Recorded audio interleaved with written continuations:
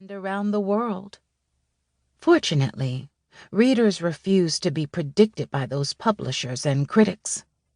But to come back to my own personal history with The Color Purple, there were two accidental moments when I realized that this book about poor people in the rural American South would really be universal for people everywhere. Both were also meetings related to traveling, which, as you can see, I do a lot of. First, I was in Tokyo and happened to meet Yumiko Yanagasawa, who had translated The Color Purple into Japanese. She had fallen in love with the simplicity of Alice's writing and somehow managed to convey this in her own more formal and ancient language. I couldn't imagine how this was possible, since Alice wrote as her people spoke, without even the quotation marks and apostrophes that, in this country, let the reader and the writer share the superior knowledge that this was a dialect, not standard English. Yumiko told me with tears in her eyes that she believed it was the first time such simplicity was the unapologetic entirety of a great novel. Second, I met accidentally in an airport a woman who was translating Alice's novel into Chinese. Amazingly, she told me a parallel story. She had chosen some part of rural China for the language of its country people, whose speech also had not been used in a great novel or serious literature before. Ever since then, I've wondered if that translation included words from the famous Nushu writing invented by women in Hunan province. Forbidden to go to school, they used this secret woman-only written language to send letters to each other.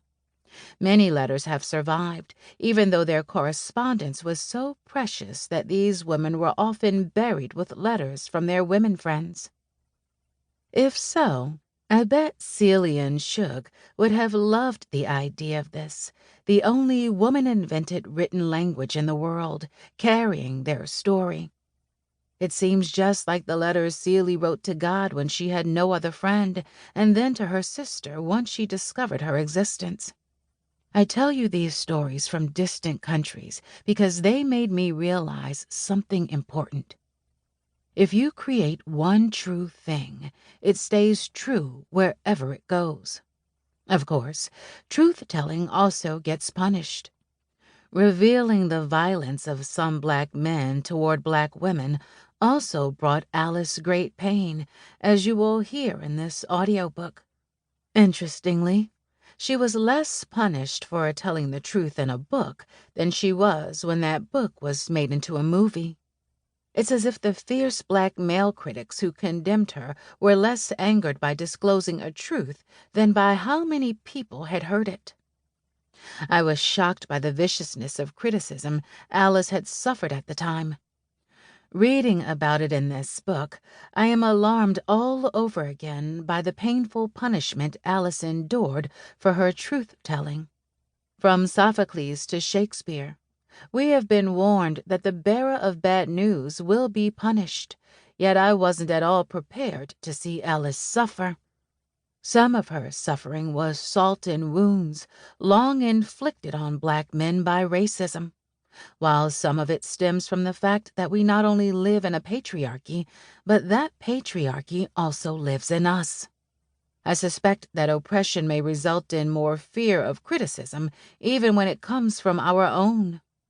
Altogether, The Color Purple had and continues to have a profound impact on my life, as I suspect it does on all the lives it enters. So when Salamishah Tillet told me she wanted to tell a story, as if the book were a person, I knew this was crucial to do. I also knew she was the right person to do it.